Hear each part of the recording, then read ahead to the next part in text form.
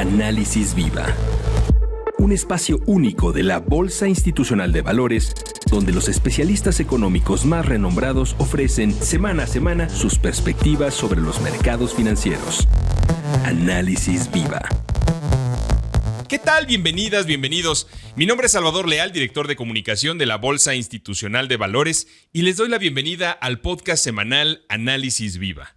Recuerden que queremos conocer sus opiniones, preguntas o sugerencias, así que no olviden escribirnos a análisis@viva.mx. El día de hoy le damos la bienvenida a nuestro invitado Joel Virgen. Él es analista económico de Out of the Box Economics. Muchas gracias, Joel, por estar con nosotros en este Análisis Viva. Al contrario, muchas gracias a ti y a Viva. Muchas gracias por la invitación. Si te parece bien, platiquemos en esta ocasión acerca de la decisión de la Reserva Federal de los Estados Unidos. Cuéntanos, ¿qué es lo que ha pasado desde que la Fed optó por incrementar en 75 puntos base su tasa de referencia en el mes de junio? Interesante, mucho ruido, mucha nueva información, muchas interpretaciones, creo que más interpretaciones que nueva información, y es yo creo que lo interesante de la coyuntura. Simplemente recordar que los últimos datos, voy a citar solamente tres, van muy en línea con lo que creo debe ser la discusión central, que este es un periodo excepcional, ya no digamos, todos los elementos que se están conformando y que están provocando una inflación alta a nivel global, sino también las circunstancias en las que ocurren en los Estados Unidos. En esta vez estamos viendo un ciclo de alzas por parte de la Reserva Federal, al tiempo que seguimos viendo una ganancia robusta en los niveles de empleo, por ejemplo, o al menos a un ritmo muy similar mes con mes a lo que hemos tenido en los últimos 3 o 4 meses, 370,000 plazas, algo por el estilo. Una tasa de desempleo baja, de hecho muy similar a la que se tenía previa a la crisis por el COVID, a la primera ola de COVID, interesante, 3,6, 3,5% en el caso de los Estados Unidos. Pero el gran contraste aquí es que una expectativa de inflación que solamente se sigue inflando, que se sigue dañando, la de un año, la de 3 años, la de 5 años, y esa es una de las principales preocupaciones de la Reserva Federal. Así que te diría, ¿cómo estamos hoy? Otra vez con un problema inflacionario, pero con un muy apretado mercado laboral que pone un signo de interrogación gigante a si realmente la Fed va a provocar una recesión con su ciclo de alzas o no. Ahora, la próxima semana tiene una reunión justamente la Fed. ¿Cuáles son estos escenarios que se tienen por parte de los analistas respecto a la reunión de política monetaria de la Fed? Mira, hoy los analistas, tanto los encuestados por las distintas casas encuestadoras como por lo que trae implícito el mercado de futuros de la tasa de la Reserva Federal, ya están anticipando que la Fed va a hacer al menos 75 puntos base de incremento, es decir, un incremento similar al de la reunión anterior. Sin embargo, si los escuchas recuerdan, cuando se publicó la inflación al consumidor del mes de junio, que vio un incremento de 8,6% al 9,1%, todo el ruido se enfocó en si la Fed debería y haría 100 puntos base en lugar de 75. Importante aclarar, eso sigue siendo ruido, la expectativa es de 75 puntos base.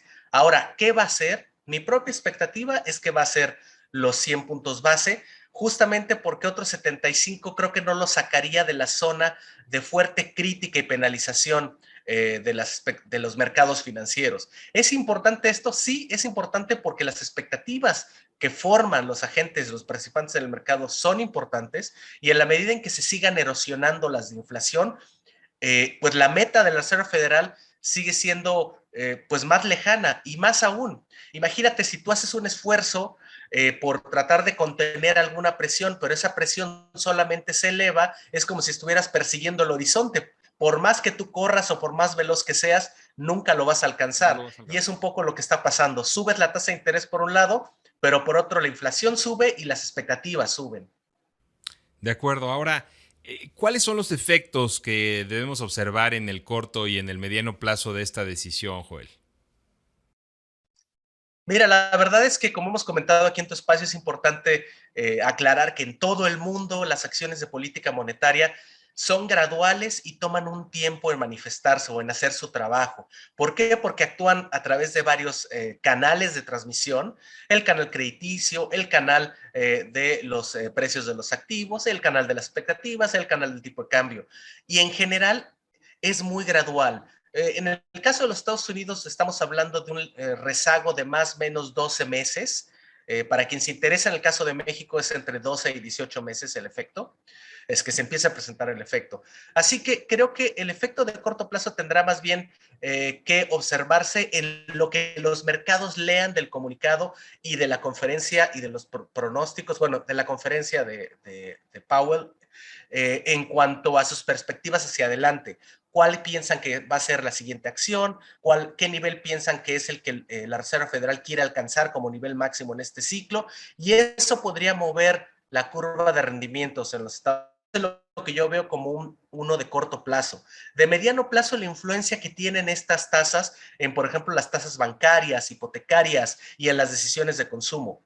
Y entre mediano y largo plazo, justamente los efectos que tiene sobre la demanda y el resto del sistema crediticio y financiero que influencia directa o indirectamente el consumo. Así que sí, sí va a haber efectos, pero muy graduales y repartidos en el tiempo.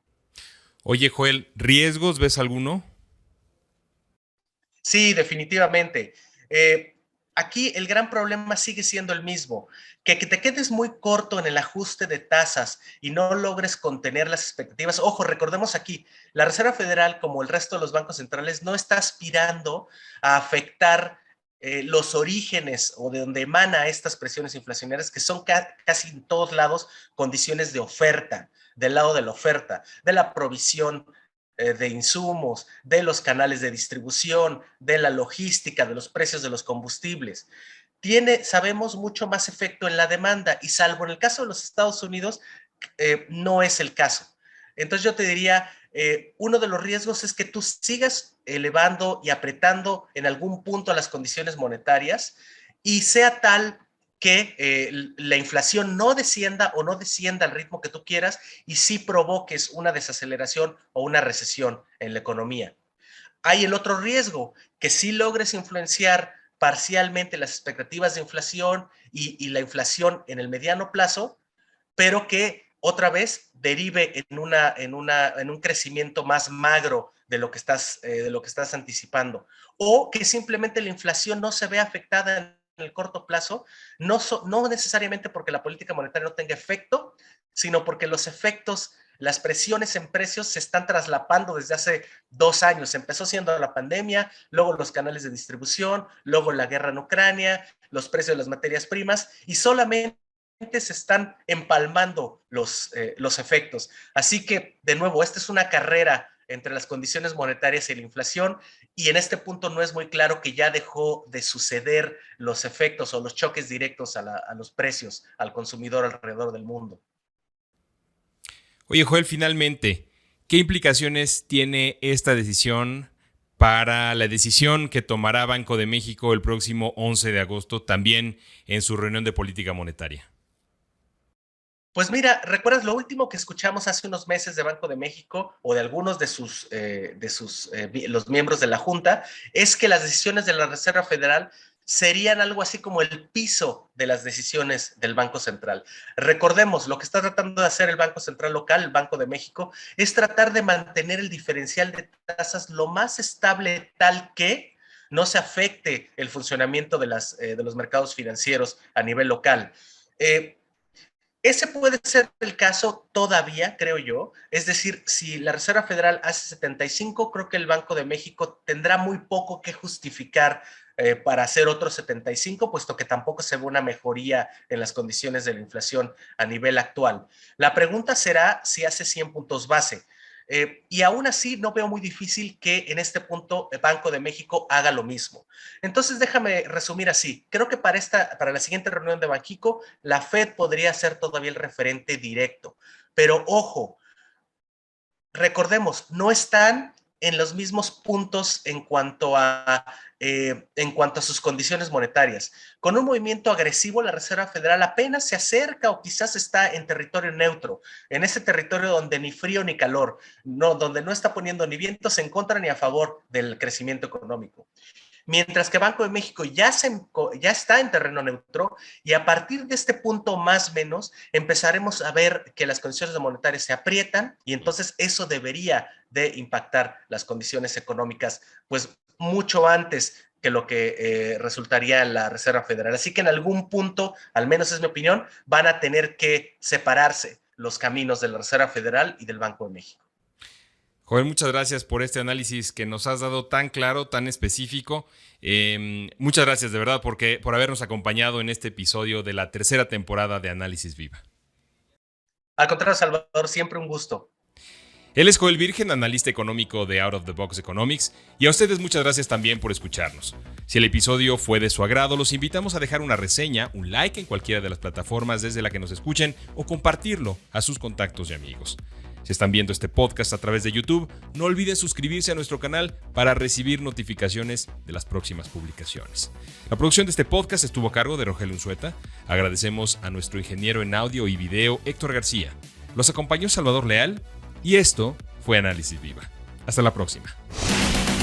Análisis Viva es una producción de la Bolsa Institucional de Valores.